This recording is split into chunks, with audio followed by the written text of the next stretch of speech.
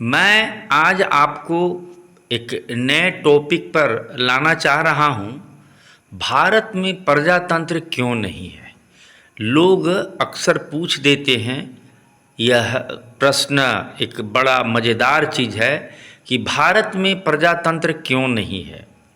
तो पहले हमें प्रजातंत्र को समझना चाहिए, फिर भारत की व्यवस्था को समझना चाहिए, तब इस प्रश्न का उत्तर मिलेगा कि भारत में प्रजातंत्र है या नहीं। प्रजातंत्र वह राजनीतिक व्यवस्था है जिसमें या जिसका तंत्र सिस्टम प्रजा के लिए होता है, उसकी सब्जेक्ट के लिए होता है, राजा के लिए नहीं होता है, प्रजा का होता है, प्रजा के द्वारा संचालित होता है। तो भारत में प्रजातंत्र नहीं है। इसीलिए भारत में प्रजातंत्र नहीं है कि भारत में कोई राजा ही नहीं होता है।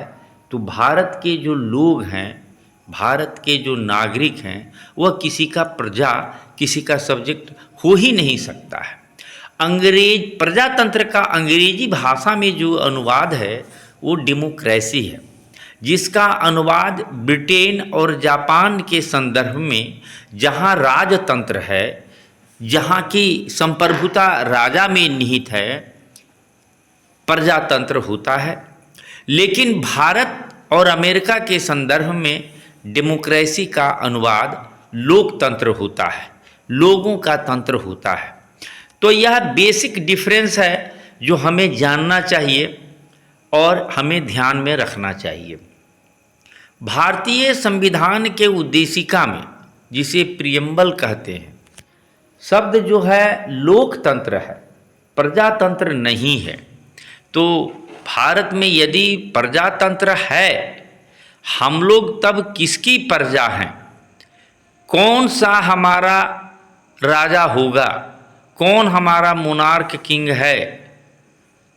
तब जब कोई हमारा राजा होगा तब हम उसकी प्रजा सब्जेक्ट होंगे। आप ध्यान देंगे कि संविधान सभा को 2 साल 11 महीने 18 दिन जो लगा संविधान के जो ड्राफ्ट जो पेपर जो है उसके विवेचन में, अंतिम स्वरूप देने में, तो उनके शब्दों का भी जो है उपयुक्त चयन किया गया। इसीलिए भारत में प्रजातंत्र शब्द नहीं है, लोकतंत्र शब्द है, जबकि अंग्रेजी दोनों का डेमोक्रेसी है। तो हम लोग चूँकि अंग्रेजी का नकल करते हैं, तो यदि वहाँ के लोग प्रजातंत्र बोलते हैं तो वहाँ के लिए सही है।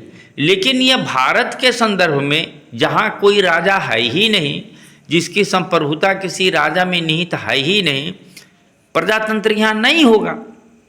अब आप ध्यान दें, उद्देशिका में जो शब्द है, भारत की जो संप्रभुता है वो कहाँ है, किस में है? तो संविधान के उद्देशिका प्रियम्बल का जो स्टार्टिंग शब्द है, हम भारत के लोग, we the people of India, संविधान को आत्मर्पित, अधिनियमित और अंगीकृत करते हैं। मतलब भारत की संप्रभुता, सॉवरेनिटी हम लोग में, भारत के लोगों में निहित है। यह संप्रभुता भारत के सिर्फ नागरिकों में निहित नहीं है, यह भारत के व्यक्तियों में निहित नहीं है।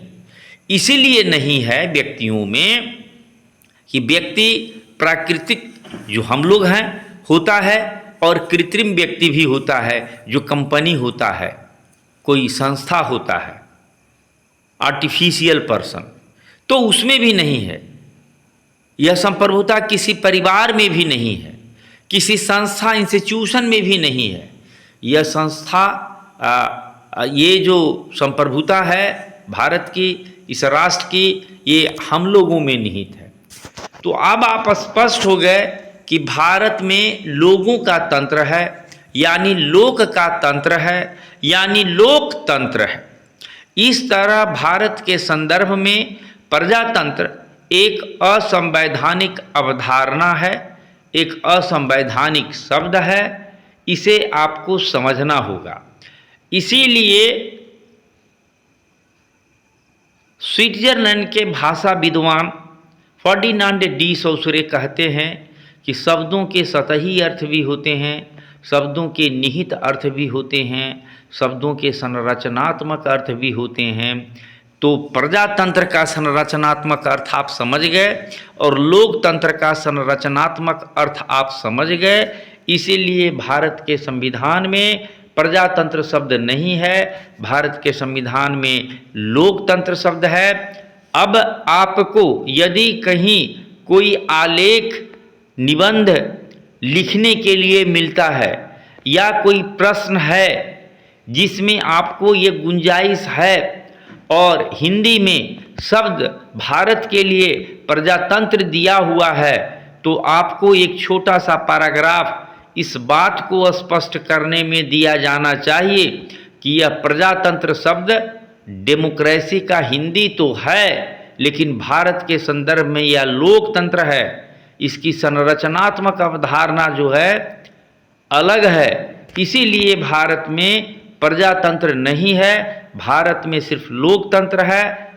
धन्यवाद। हमारे अकादमिक वीडियो को सुनने के लिए आपको धन्यवाद। हमारे चैनल को सब्सक्राइब करें, हम इसकी संख्या को भी बढ़ाएं और इसे अन्य लोगों में भी शेयर करें। धन्यवाद।